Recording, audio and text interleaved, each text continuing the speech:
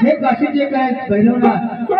सोनाचे सिद्धनाथ या गोंधळाला कसे बोलवायचे तुम्हाला काय सांगायचं मुलीबाई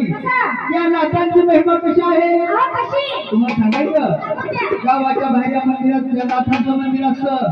ते कशासाठी असतं गावामध्ये संकट आलं